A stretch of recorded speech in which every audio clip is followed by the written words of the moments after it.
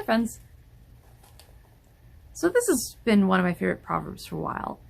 I think just because it serves as good motivation to aim high. This is Proverbs 22:29. Do you see a man skilled in his work? He will stand before kings. He will not stand before unknown men. See, here's confirmation that it's good and right to aim for excellence in what you do.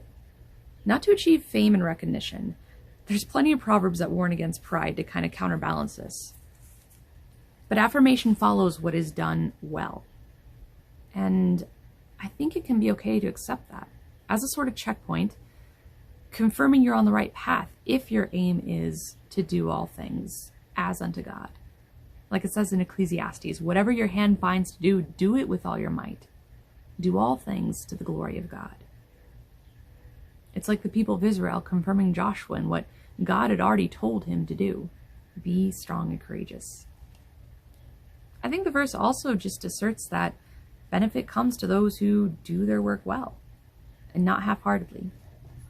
You're more likely to stand before kings if your aim is to do good work than if your aim is to stand before kings. I feel like it relates a bit also to the question of faith versus works. If you do good works in order to gain salvation, you kind of undercut the value of those works because that's not something you can achieve. But if you're motivated by faith that you've already been saved by Jesus, then there is value in good works. Possibly another way this can be interpreted, this thing of standing before kings, is just standing up under scrutiny. Like, I don't need to be afraid of criticism if I'm aiming to do things well. It's true, critique can sting quite a bit if you pour your heart into something and then find out you don't measure up. It can sometimes sting even more if you know, even subconsciously, that you didn't put as much effort in as you could have. But I think it hurts less and helpfully spurs you on more if your aim really is to make something the best it can be, not just to gain recognition or approval. See, if you see things this way, then whatever authority is there to render judgment becomes less intimidating too. Because rather than being there to pronounce judgment on you based on your work, you can see them as someone who helps you by their confirmation or rejection to make something the best it can be.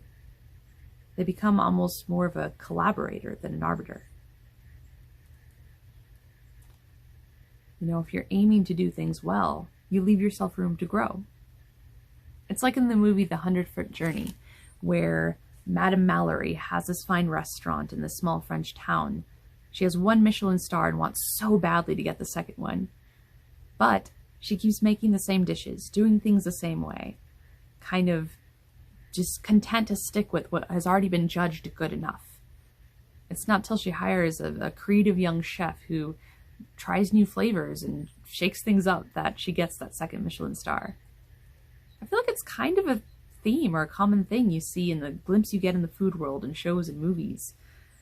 The best chefs, the one that are making the most interesting things, they don't just hole up in their Michelin-starred restaurants. They open new places, they try new projects, they buy food trucks. There's this phrase I really love, and it's how C.S. Lewis says we should judge books, and how George MacDonald says God sees us. I think it applies pretty broadly too. We should be easy to please, but hard to satisfy. In regards to receiving praise or approval too. You know, we should say like Paul, I am reaching for the highest goal. If there's more than this life that awaits us, then there's much more to aim for than just human approval. I'll be pleased by what earthly confirmation or help I'm given in doing all things as unto the Lord, but I'll be satisfied when my stewardship of every gift God has entrusted to me is examined before the throne of heaven, and I hear him say, well done, good and faithful servant. Go in peace, walk in love, aim high.